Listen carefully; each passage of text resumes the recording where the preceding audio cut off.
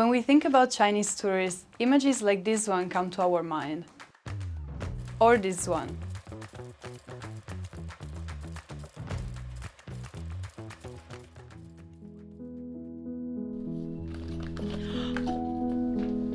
Rachel, look what this nice maid gave me. Wow. Do you want some? We use our own shampoo. We don't really touch the hotel toiletries. Then can I have yours and the shower caps too? I mean, yeah.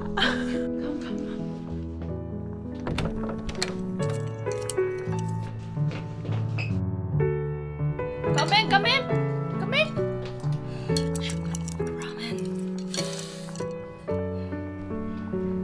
Don't tell anyone, but we do this every night. We're much happier with the fang bian mian than the French food. We've been forced to eat all this cheese. Oh my god, I have like constipation every day. Why don't you just go to Shang Palace downstairs? It's Michelin-starred Chinese food. We tried going there after the awful French dinner, but everything was so expensive, so we walked out. 气死人了! While Japanese tourists are described as polite, well-behaved and clean, the stereotype around Chinese tourists is the exact opposite. People call them rude, noisy, they say they take pictures when they're not allowed to, and they litter everywhere. To the point, even the Chinese Tourism Authority had to intervene.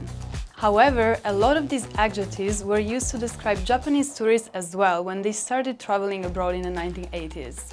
And of course, everybody knows Europeans used to call American tourists ugly Americans. This type of tourists are so universally made fun of, even Chinese people themselves created a mocking expression, 想吃水饺,小吃拍照, which means get on the bus to sleep and get off the bus to take pictures, mocking the repetitive nature of these group tours. When I first started studying Mandarin, all my books would have a chapter about traveling, and the way the topic was introduced always sounded super weird to me. The vocabulary for these chapters always includes expressions like 自由行旅游 or 自助游, which means DIY travel or freestyle travel. According to the books, this would be a type of travel that includes deciding your own schedule, booking your own hotels, and decide where to eat and which attractions to visit. But to me, this just sounded like traveling. In China, however, traveling has long been associated with group tours. This is why words like DIY travel and freestyle travel are recent concepts and describe a new way of traveling. But why are Chinese group tours so popular in the first place? The US has been the biggest source of tourists ever since World War II, but in 2012, China surpassed them. Now China is the #1 source of tourism in the world, both for number of people and how much they spend when they travel abroad. However, tourism in China is very new. While in the rest of the world, the tourism industry took off about 200 years ago, China didn't really have any outbound tourists until the 90s. Before then, tourism mostly remained within national borders and started developing during Republican China, thanks to key figures like Chen Guangfu, who founded the first travel agency in China and published the first travel magazine called China Traveler. Despite China's expanding rail network and technological innovations of the time, international travel for regular citizens came to a halt after the founding of the PRC in 1949. 1983 marks the first time Chinese borders were technically opened for tourists to travel abroad again. Citizens were allowed to travel to Hong Kong to visit friends or family in the city, but strictly as part of organized group tours and only if the family or friends were paying for the trip.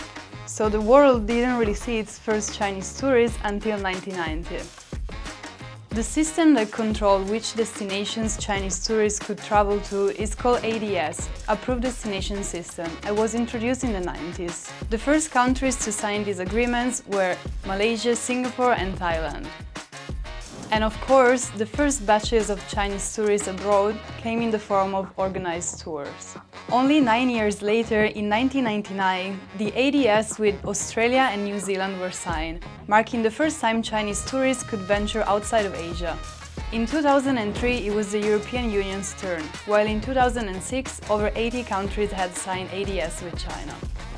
So basically, it's not until the turn of the millennium that the group tour industry as we know it started developing, but its evolution did not come without any controversy. For example, in 2013, China had a massive crackdown on forced shopping tours.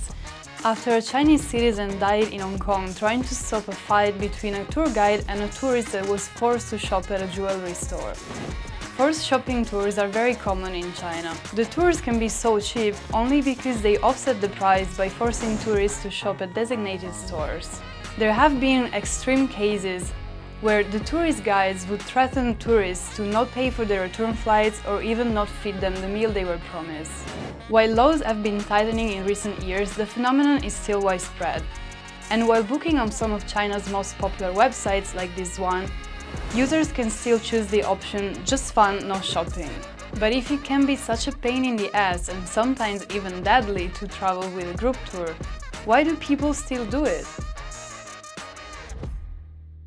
Group tours might be old-fashioned and even life-threatening, but they still represent a valid option for those Chinese tourists who lack language skills and have never been abroad. Also, Chinese tourists can travel to very few countries visa-free, and sometimes those countries are not considered the most attractive tourist destinations. And sometimes getting a visa can be very tricky in China. Most of us associate the annoying phenomenon of scalping with concerts, but sometimes in China the only way to get an appointment at a visa center is booking them on Taobao through a reseller. This is why relying on travel agents and organized group tours helps people avoid all of these problems and sometimes fast-track the process. For some countries like Russia, it even cuts the cost down to zero. But when it comes to millennials and Gen Zs, Chinese tourists are more and more independent when it comes to planning a trip. Therefore, the emergence of terms like DIY travel. New generations in China have become more and more adventurous, and they love outdoor activities, road trips, and basically everything that is not a group tour. Travel planning in China has become an art form, with social media like Xiaohongshu, which is basically a mix of Instagram and Pinterest, being swamped with travel tips. Where to go, what to eat, what to avoid, and even how to take pictures in viral spots. This new type of traveling is much closer to what young people do all over the world. Just open their Instagram, see a pretty picture, and develop a gross disease called wanderlust.